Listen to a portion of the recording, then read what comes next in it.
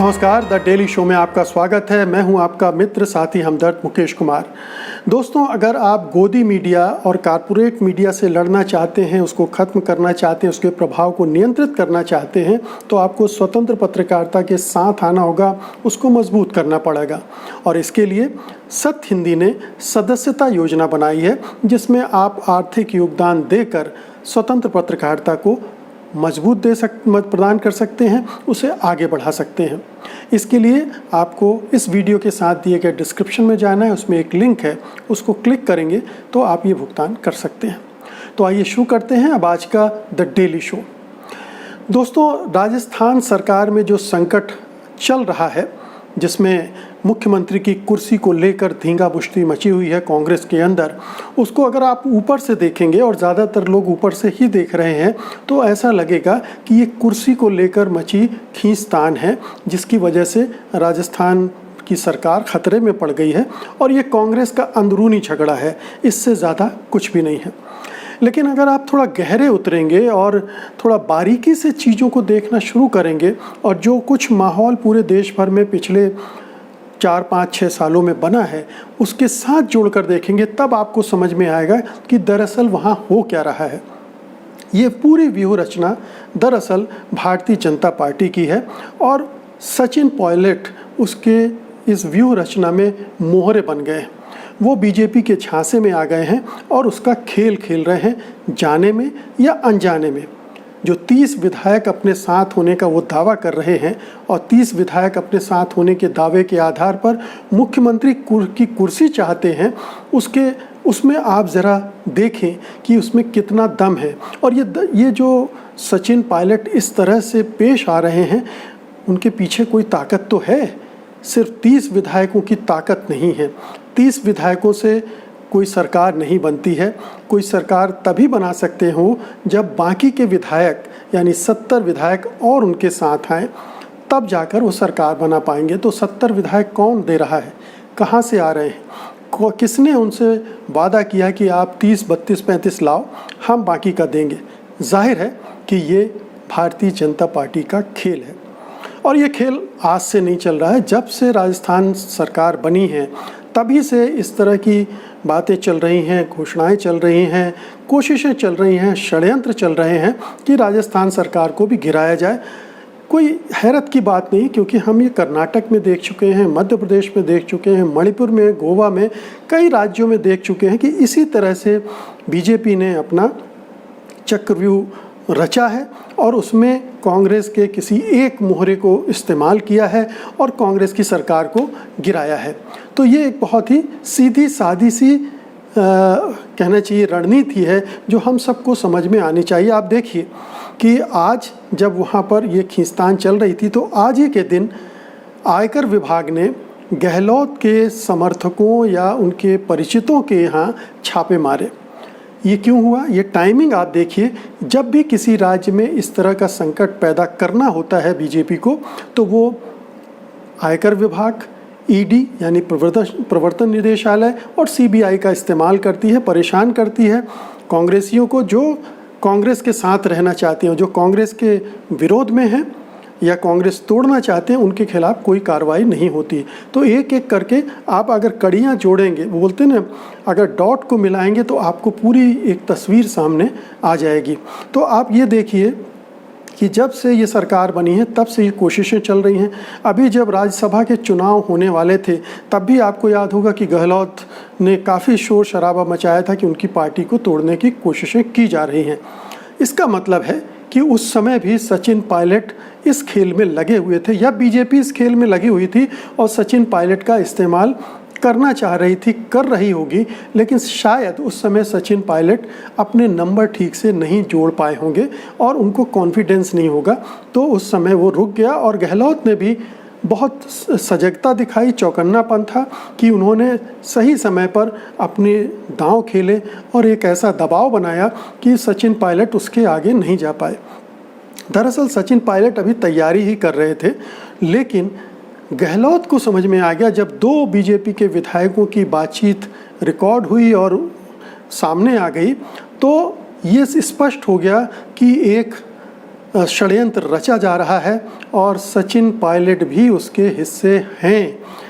सचिन पायलट अगर हिस्से न होते तो इस तरह से प्रकट न करते अपना गुस्सा सार्वजनिक तौर पर, पूरी खुलेआम विद्रोह न करते, ये दावा न करते कि ये सरकार अल्पमत में आ गई, अपनी सरकार को अल्पमत में न बताते, 30 विधायक साथ होने का दावा भी न करते। तो स्पष्ट रूप से आप ये देखिए कि सचिन पायलट एक मोहरा बन रहे थे बीजेपी के और उनको शह मिल रही थी। ज्योतिरादित्य सिंधिया, जो कि जिन्हें शिवराज सिंह चौहान ने विभीषण कहा था, वो एक और विभीषण क्रिएट करने की कोशिश भी कर रहे थे यहाँ राजस्थान में। तो आप एक के बाद अगर एक कड़ियों को मिलाते चलें तो साफ हो जाएगा। लेकिन मतलब ये समझ के परे है कि सचिन पायलट इतनी बड़ी मूर्खता क्यों कर रहे हैं, क्योंकि उन्हें पता होना चाहिए कि जो चीज़ें उनको यहाँ कांग्रेस में मिल रही हैं वो बीजेपी में मिलने से रहीं। बीजेपी में मुख्यमंत्री पद भले ही नरेंद्र मोदी कमिट कर दें, लेकिन उनको वहाँ मिलने वाला नहीं था, और मिल जाता तो वो संभाल नहीं सकते थे क्योंकि वसुंधरा राजे उनको टिकने नहीं देती। तो इतना लालच, इतनी जल्दी इस कम उम्र में इतनी महत्वाकांक्षा जाहिर है कि आत्मघाती होती है। अभी उनकी उम्र 41 साल है, उन्हें इस उम्र में प्रदेश अध्यक्ष भी बनने का मौका मिला है, वो उप मुख्यमंत्री भी हैं और उनकी एक साख भी कांग्रेस में एक जगह भी बनी हुई थी, लेकिन वो हड़बड़ी में है या उन्हें लालच दिया जा रहा है जो बीजेपी की तरफ से, और उन्हें ये गुमान हो गया था कि वो इतने विधायकों को तोड़कर सरकार उलट देंगे, लेकिन ये अभी होता दिख नहीं रहा है। अभी हालांकि कहा नहीं जा सकता दावे के साथ कि उनके साथ कितने विधायक, 30 हैं या ज़्यादा भी हो सकते हैं या कम भी हो सकते हैं, ये अभी तो नंबर गेम है, वो आगे खुलेगा। लेकिन अभी आज की तारीख में ऐसा लगता है कि गहलोत भारी पड़ रहे हैं सचिन पायलट पर। सचिन पायलट ठीक से नाप तौल नहीं पाए हैं। उन्होंने ये भी कैलकुलेट करने में गलती की है कि अगर बाई चांस अगर उनका दांव फेल होता है तो उनके पास विकल्प क्या हैं, उनके पास रास्ते क्या हैं। अब ठीक है कि कांग्रेस का हाईकमान, तमाम वरिष्ठ नेता उनको मनाने में, समझाने में लगे हुए हैं और कोई एक ऐसा फार्मूला भी ढूंढा जा रहा है जिससे उनका अपमान ना हो और वो एक सम्मानपूर्वक फिर से कांग्रेस के खेमे में बने रहें। लेकिन आप देखिए कि बीजेपी ने बहुत ही चुपचाप, अभी तक कोई इस तरह का रिएक्शन नहीं दिया है, लेकिन बहुत अच्छे से एक सरकार को कमज़ोर कर दिया है। उसमें दो नेताओं को आपस में लड़ाकर और एक विभाजन रेखा खींच दी है, और ये विभाजन रेखा पटने वाली नहीं है। ये इतना आसान नहीं होगा क्योंकि एक अविश्वास की दीवार दोनों के बीच अब बहुत गहरी हो गई है, एक खाई पैदा हो गई है, और जिसकी वजह से दोनों खेमे के विधायक जो इनका साथ दे रहे हैं, खुलकर ट्वीट कर रहे हैं, वो भी संदेह के घेरे में आ गए हैं। तो आने वाले दिनों में ये सब संदिग्ध हो गए हैं और जाहिर है कि इनके बीजेपी के साथ जाने या बीजेपी से जुड़े रहने की चर्चाएं चलती रहेंगी, अफवाहें उड़ती रहेंगी और ये संदिग्ध बने रहेंगे। तो सचिन पायलट ने अति महत्वाकांक्षा में आकर अपने पैरों पर कुल्हाड़ी मारी है। उन्होंने ये नहीं सोचा है कि कांग्रेस में उनका भविष्य ज़्यादा सुरक्षित होगा, क्योंकि बीजेपी में उनके कद के और भी बहुत सारे नेता हैं जो पहले से निष्ठावान हैं अपनी पार्टी के प्रति। उनको ज़्यादा जगह वहाँ मिलने वाली नहीं है। हो सकता है कुछ समय के लिए, जैसे ज्योतिरादित्य सिंधिया भी अभी बहुत उत्साह में हैं और बहुत अंदर से प्रतिशोध से भरे हुए हैं दिग्विजय सिंह और कमलनाथ के खिलाफ, इसलिए बहुत खुलकर बयान दे रहे हैं और खुश हैं कि उनके समर्थकों को वहाँ मंत्रिमंडल में अच्छी जगह भी मिल गई, मलाईदार पद भी मिल गए हैं, विभाग भी मिल गए हैं। लेकिन आप ये सोचिए कि जो उपचुनाव होने वाले में अगर इनमें से कुछ हार जाते हैं तब क्या होगा, और अगर बीजेपी की सरकार वहाँ एक बार स्थिर हो गई तो फिर इन मंत्रियों का क्या होगा, इन नेताओं का क्या होगा, क्योंकि ये तो आखिरकार हैं दल बदलू, पार्टी बदल कर आए हैं, इनकी निष्ठा हमेशा संदिग्ध रहेगी और ये कमज़ोर होते जाएंगे। और ज्योतिरादित्य सिंधिया भी अभी नए हैं, धीरे धीरे जो गैलेक्सी है बीजेपी के नेताओं की उनमें गुम हो जाएंगे। यहाँ पर वो अलग खड़े थे। तो ये इस पर काफ़ी चर्चा हम लोग कर चुके हैं, हो चुकी है। यही हाल सचिन पायलट का होने वाला है। सचिन पायलट के साथ तो दिक्कत ये है कि वो ठीक ढंग से सरकार भी उलटने की स्थिति में अभी नहीं दिख रहे हैं। सिंधिया को कम से कम ये श्रेय बीजेपी देगा, संघ परिवार देगा कि उन्होंने कांग्रेस की सरकार को उल्टा, मतलब एक विभीषण का रोल उन्हें वहाँ सही ढंग से निभाया, इसलिए उनको पुरस्कृत किया गया। राज्यसभा की सदस्यता, केंद्रीय मंत्रिमंडल में पद भी मिल जाएगा। लेकिन अगर लॉन्ग टर्म में देखें तो वो मध्य प्रदेश में भी बीजेपी के फेस नहीं बनने वाले हैं और राष्ट्रीय स्तर पर भी उनको कोई बहुत ज़्यादा तवज्जो नहीं मिलने वाली है। उनका इस्तेमाल होगा और फिर उनको कूड़ेदान के हवाले कर दिया जाएगा, या ना भी किया जाए तो भी में वो महत्व नहीं मिलेगा जो कांग्रेस में मिल रहा था। सचिन पायलट के साथ भी यही होना है, क्योंकि राजस्थान में भी बीजेपी में कई बड़े नेता हैं और उनसे टकराना उनके लिए मुश्किल होता। बल्कि यहाँ अगर वो थोड़ा सा इंतज़ार करते, बातचीत करते, तो हो सकता है कि आने वाले समय में वही मुख्यमंत्री होते, और होते ही, क्योंकि ये तो सब जग जाहिर है। लेकिन बार बार उनको ये भरा गया कि तुम्हारी वजह से तो सरकार बनी है, तुमको मुख्यमंत्री नहीं बनाया, गहलोत को मुख्यमंत्री बना दिया गया।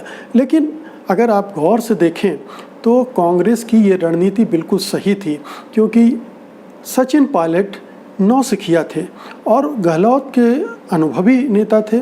उनको सारे राजस्थान का 3 बार सरकार चलाने का अनुभव था, तो वो ज़्यादा कारगर ढंग से रिजल्ट दे सकते थे, पार्टी को भी एकजुट रख सकते थे। तो ये एक बहुत सही रणनीति थी। जो लोग बोलते हैं कि युवा नेतृत्व, वो इस चीज़ को नहीं समझ रहे हैं। सिर्फ ये समझ रहे हैं कि सचिन पायलट को ये मौका, बल्कि ये एक प्रायोजित और आयोजित कैंपेन भी हो सकती है कि उनको मौका मिलना चाहिए था और उनके अंदर ये ग्रज पैदा करना था, एक नाराज़गी पैदा करनी थी कि उनको उनका हक नहीं दिया गया है।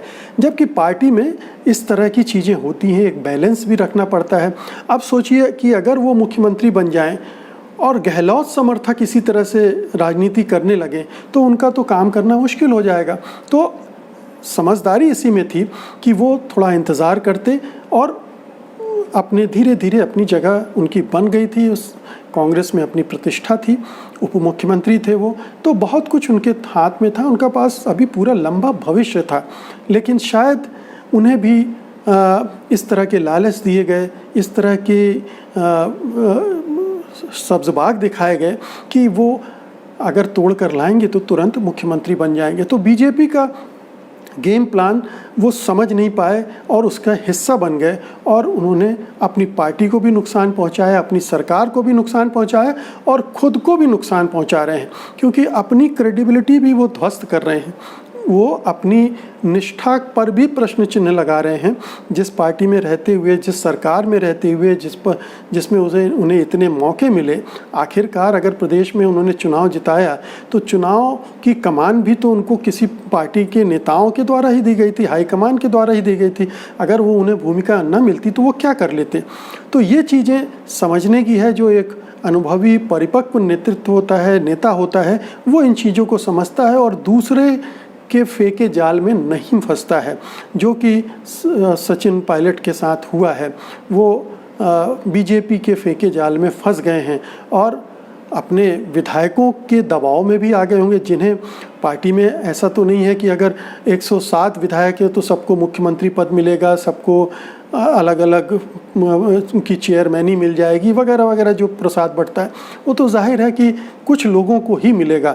तो जो भी असंतुष्ट इस तरह के होते हैं वो आप पर दबाव बनाते हैं, आपके साथ गुटबंदी करते हैं और कोशिश करते हैं। तो एक तो अंदर के दबाव में आ गए वो, और दूसरा बीजेपी के फेंके गए पासे में, जाल में फंस गए और इस तरह से उन्होंने ये खेल खेला है। अब इस खेल का अंजाम चाहे जो हो, लेकिन जहाँ तक सचिन पायलट की बात है, उन्होंने अपना नुकसान कर लिया है। वो कुछ भी कर लें, अब पार्टी में उनको उस सम्मान के साथ नहीं देखा जाएगा। उनकी उस विश्वसनीयता हमेशा चर्चा में रहेगी, प्रश्न चिन्ह में रहेगी और उसकी चर्चा हमेशा होती रहेगी। ये इतिहास में दर्ज हो गया है।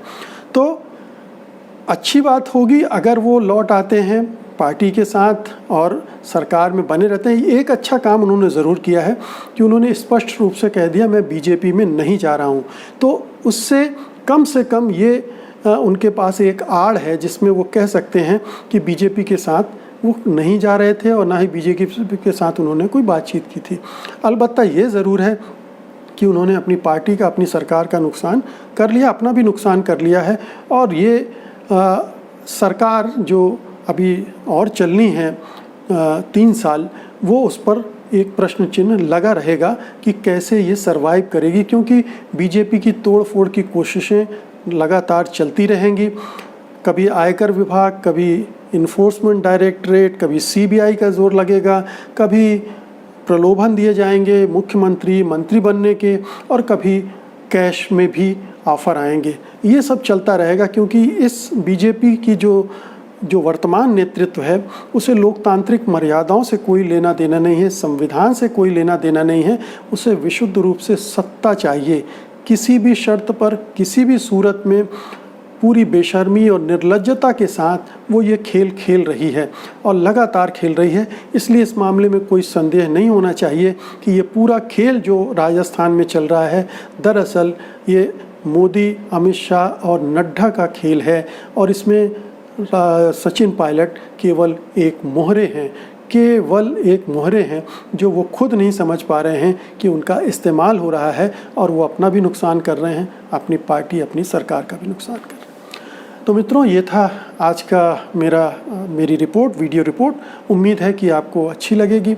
आप इसे लाइक करेंगे, शेयर करेंगे और इस चैनल को सब्सक्राइब भी करेंगे। कल फिर आपसे मुलाकात होगी एक नए विषय के साथ, नए मुद्दे के साथ। तब तक के लिए मुझे अनुमति दीजिए। नमस्कार। सत्य हिंदी के और वीडियोस को देखने के लिए हमारे YouTube चैनल को सब्सक्राइब करें और सीधे नोटिफिकेशन पाने के लिए बेल आइकन दबाएं।